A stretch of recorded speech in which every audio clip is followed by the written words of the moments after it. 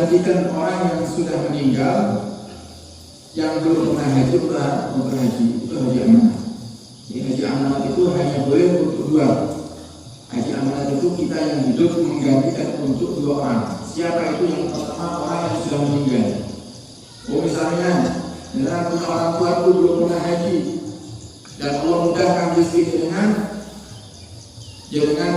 badalkan hajinya, atau dengan hajikan dengan haji amanat, bayar orang untuk menghajikan orang tua yang sudah meninggal, itu boleh. Dan syaratnya yang membadalkan atau yang menjalankan haji amanat itu harus sudah pernah haji.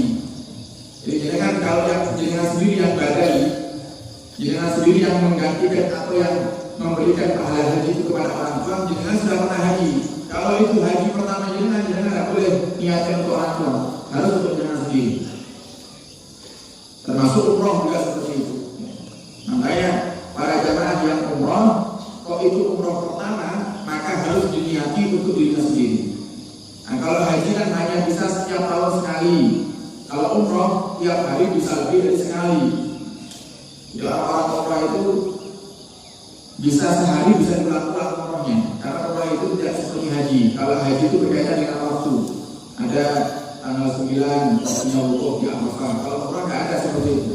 Kalau umroh itu cuma ngambil niat di tempat miqat, tempat ngambil niat yang sudah diajar oleh Rasulullah.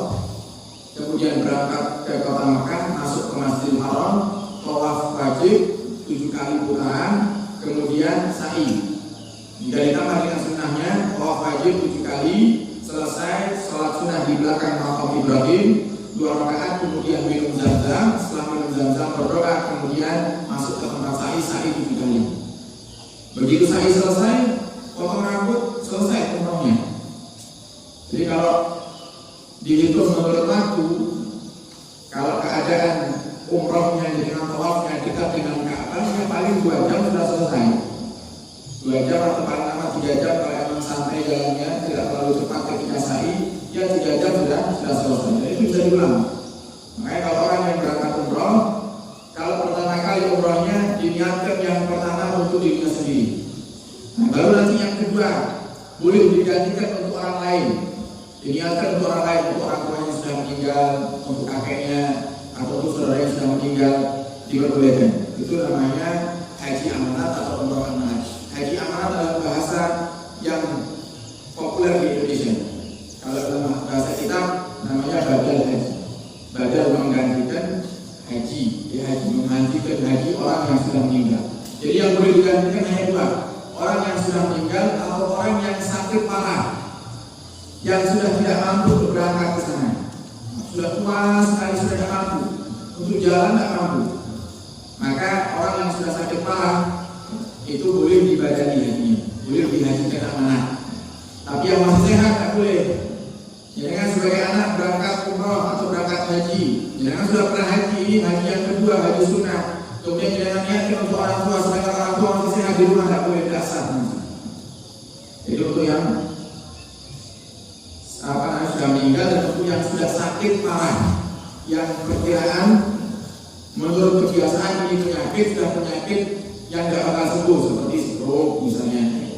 Nah, ini tidak bakal sembuh menurut akal manusia. Tapi kalau menurut Allah SWT tidak ada yang mustahil.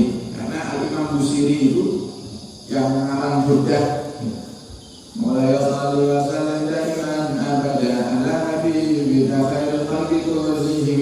Imam Busiri itu dulu pernah sakit stroke. Ini termasuk adanya asal usul adanya sholawat burdah itu. Imam Busiri dulu pernah stroke, sebagian tubuhnya tidak berfungsi, sehingga beliau minta sama Allah dengan bertawasul kepada Nabi Muhammad SAW melalui sholawat burdah itu. Kemudian beliau tidur, beliau bermimpi bertemu Nabi, diusap tubuhnya oleh Muhammad, namun sudah sembuh.